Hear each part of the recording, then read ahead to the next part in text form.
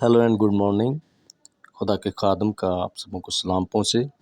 मेरे अजीज़ो, आज का मैसेज बहुत ख़ास है, इसलिए कहीं ना जाइए, ज़रूर सुनिए और दूसरों के साथ शेयर करें। बहुत दफ़ा हम ऐसे मुश्किलात का, ऐसे मामलात का शिकार होते हैं जिनका हमें समझ नहीं आता कि किस तरीके से इसका हल किया जाए। मिसमैनेजमेंट होती है, मुश्किलात आती हैं और इस तरह से हम कंफ्यूज हो जाते हैं, परेशान हो जाते हैं। लेकिन आज का कलाम इसी हवाले से है, सो इसलिए खुदा के कलाम में हम जाते हैं। कलाम खुदा के अंदर इस तरह से लिखा है, खरूज 18वें की 15वीं से 18वीं आयत के अंदर, मूसा ने अपने खुसर से कहा, इसका सबब ये है कि लोग मेरे पास खुदा से दरियाफ्त करने के लिए आते हैं। जब उनमें कुछ झगड़ा होता है तो वो मेरे पास आते हैं और मैं उनके दरमियान इंसाफ करता और खुदा के अहकाम और शरीयत उनको बताता हूँ। 18वीं आयत, तब मूसा के खुसर ने उसे कहा कि तू अच्छा काम नहीं करता,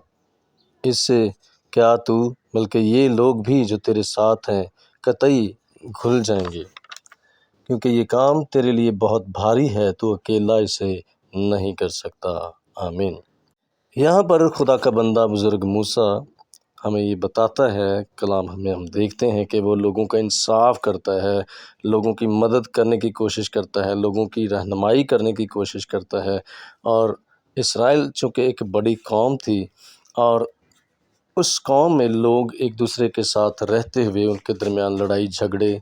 बहुत सारे और ऐसे मामलात उनको दरपेश थे, एक दूसरे के साथ उनके मामलात ऐसे थे जिनके लिए उनको हल करने के लिए किसी की रहनुमाई की, किसी की मदद की ज़रूरत थी। तो इस के लिए वो मूसा के पास आते और वो सुबह से शाम तक उसके पास आते रहते और वो उनका इंसाफ करता, उनकी मदद करता, उनकी रहनुमाई करता और इस तरह से वो लोगों की मदद और रहनुमाई करने में बिज़ी रहता। और फिर मेरे अजीज़ों, हम देखते हैं कि वो कहता है, वो ये सारा माजरा अपने ससुर के साथ बयान करता है जिसका नाम कि यित्रो है, और उसे कहता है कि मैं लोगों की मदद करता हूँ, रहनुमाई करता हूँ और वो मेरे पास आते रहते हैं। लेकिन जब वो बताता है तो इसके बरक्स यित्रो उसको कहता है कि तू अच्छा नहीं करता। उसकी हौसला अफजाई की बजाय वो उसे कहता है कि ये अच्छा नहीं है। क्यों अच्छा नहीं है? तू अकेला ये सब कुछ करता रहता है और ये काम तेरे लिए भारी है। अजीज़ो, मूसा ये नहीं कह रहा, ये इस चीज़ से वो इनकारी नहीं है कि वो लोगों की मदद नहीं करेगा, वो लोगों की रहनुमाई नहीं करेगा, उनका इंसाफ नहीं करेगा। वो लोगों को वक्त भी देता था, वो लोगों की बात सुनने के लिए तैयार भी था और लोग उसकी बात सुनते भी थे। या फिर ये वजह नहीं कि वो लोगों के मसाइल हल नहीं कर पाता था, लोगों के मसाइल भी हल होते थे, लेकिन कहीं ना कहीं मसला था। और इसी वजह से यित्रो काहिन ने उसे कहा कि ये अच्छा नहीं है कि तू अकेला सुबह से शाम तक इन सारे मामलात को डील करता है, उनको हल करने की कोशिश करता है, उनके साथ वक्त बिताता है, और ये तुझ अकेले पर ये सब कुछ भारी है, ये बहुत बड़ी एक ज़िम्मेदारी है।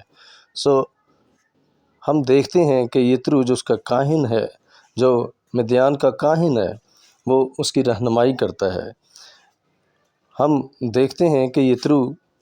ने उसकी रहनुमाई की और उससे कहा कि ये अच्छा नहीं है, बल्कि इसकी बजाय तू ये कर कि तू अपने में से ऐसे लोगों को चुन जो समझदार हैं, जो ये खसूसियत रखते हैं, उनके अंदर ये एबिलिटीज़ हैं, उनको तू मुकर्रर कर के छोटे फ़ैसले तो वो खुद हल करें, लेकिन जो बड़े मसाइल हैं उनको तू देखे, उनको तू हल करे।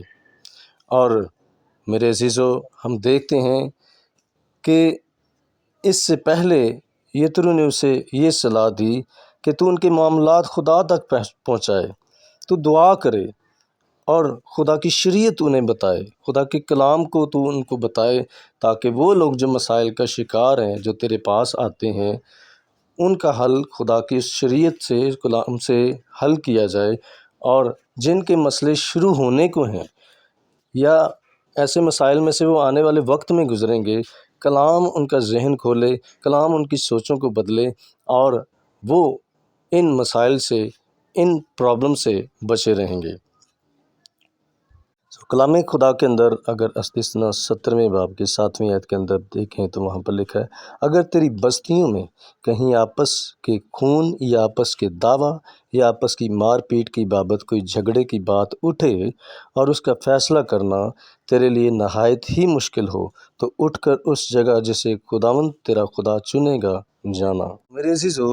مسائل تھے، لوگوں کے معاملات تھے، بڑے مسائل، بڑی چیزوں کا، بڑی باتوں کا فیصلہ کرنا، یہ بھی ایک پرابلم تھی، اور خدا اسے رہنمائی دیتا ہے کہ تو نے کیا کرنا ہے، بڑے معاملات کو تو حل کرے گا اور خدا کے پاس اس مسئلے کو لے کر جائے گا، خدا تیری رہنمائی کرے گا، تو کلام کے ذریعے سے ان کی مدد اور رہنمائی کرنا، اور پھر میرے عزیزو چھوٹے معاملات وہ خود ہی ہینڈل کریں گے، وہ اشخاص جو ان پر مقرر کیے جائیں گے۔ ہماری زندگی کے اندر بہت سارے ایسے مسائل، بہت ساری ایسی چیزوں کا ہمیں سامنا ہوتا ہے جن کو ہم حل نہیں کر پاتے، ہم کنفیوز ہو جاتے ہیں اور ہم ان مسائل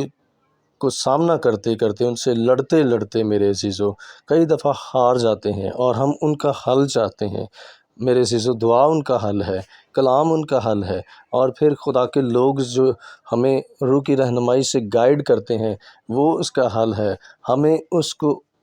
ان باتوں کو ایسے مسائل کے لیے اپلائی کرنے کی ضرورت ہے اور ایسا کرنے کی ضرورت ہے۔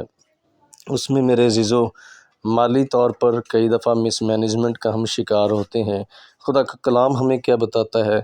کیا ہمیں سکھاتا ہے، کیا کچھ ہمیں کرنے کی ضرورت ہے کہ ہم مس مینجمنٹ جو کہ ہماری زندگیوں میں، گھرانوں میں ہو رہی ہے، کس طریقے سے اس پر غالب آ سکتے ہیں۔ پھر میرے عزیزو ہمارے رشتوں میں بہت سارے ایسے تنازعات پیدا ہو جاتے ہیں، ایسی لڑائیاں، ایسے جھگڑے پیدا ہو جاتے ہیں، ایسے اختلافات پیدا ہو جاتے ہیں جن کے لیے ہم، خدا کی یہ مرضی ہے کہ وہ معاملات حل کیے جائیں۔ تو کس طریقے سے ان کا حل ہے؟ حل یہ ہے کہ ہم خدا کے کلام کو دیکھیں، کلام میں رہیں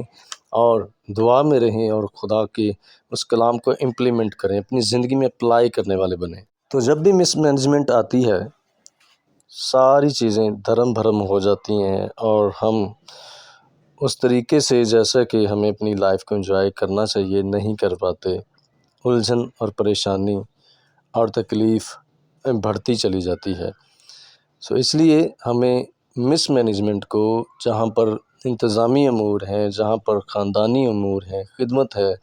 ان سارے معاملات کو